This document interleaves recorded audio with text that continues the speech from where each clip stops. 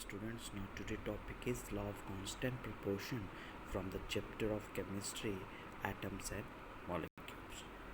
Students, हमने previous class में पढ़ा था लॉ ऑफ कंजर्वेशन ऑफ मास.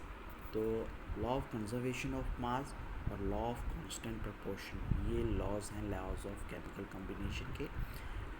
यही दो लॉज हमने डिस्कस करने हैं. प्रीवियस क्लास में law of conservation of mass हमने पढ़ा था. तो आज हम पढ़ेंगे law of constant proportion. Law of constant proportion given by the scientist Joseph Louis Proust. एक केमिस्ट था जिन्होंने कहा कि the different sample of the same compound always contain the same elements combined together in the same proportion by mass. For example, water always consists of oxygen and hydrogen atoms, and it is always 89% oxygen by mass and 11% hydrogen by mass. Students, law of constant proportion में Joseph Lewis ने ये कहा कि जो proportion होगी, for example एक हमारे पास एक वाटर कंपाउंड है तो उसमें दो हाइड्रोजन के एटम्स प्रेजेंट हैं, एक ऑक्सीजन का एटम्स प्रेजेंट है. अगर हम एटॉमिक मास की बात करें तो एटॉमिक मास में जो हाइड्रोजन होगा वो 2 होगा और जो ऑक्सीजन होगा वो 16. और अगर हम इसकी रेशो कैलकुलेट करेंगे तो इसकी रेशो स्टूडेंट्स आती है 1:8.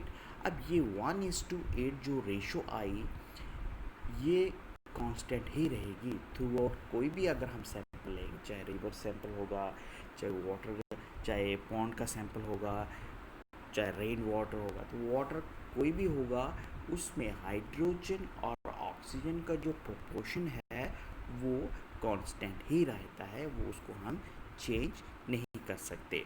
और वाटर और ऑक्सीजन की अगर हम बात करें तो इसमें जो 89% वो ऑक्सीजन बाय मास रहती है और जो 11% वो हाइड्रोजन रहता है बाय मास, अगर हम मास की बात करें. यही मैंने यहाँ पे लिखा है कि every samples of pure water तो प्रिपेयर्ड इन द लेबोरेटरी और ऑब्टेन फ्रॉम रेन वाटर और water pump contain 1 part hydrogen and 8 part oxygen by mass. अब यहीं पे मैंने यहाँ पे कैलकुलेट किया है कि 2:, यहाँ पे आप देख रहे हैं 2:16. अब ये 2:16 को अगर हम कैलकुलेट करेंगे तो 1:8 रहता है. इसी तरह से बहुत सारे कंपाउंड है, कार्बन डाइऑक्साइड्स है या अदर कंपाउंड्स हैं, उनकी भी जो रेशो होगी वो कांस्टेंट ही रहती है. जो रेशो जैसे वाटर की 1:8 है वैसे ही अलग अलग कंपाउंड की अलग अलग रेशो होती है और वो फिक्स होती है, कांस्टेंट रहती है. इसलिए हम इस लॉ को एक डेफिनेट प्रोपोर्शन भी कहते हैं.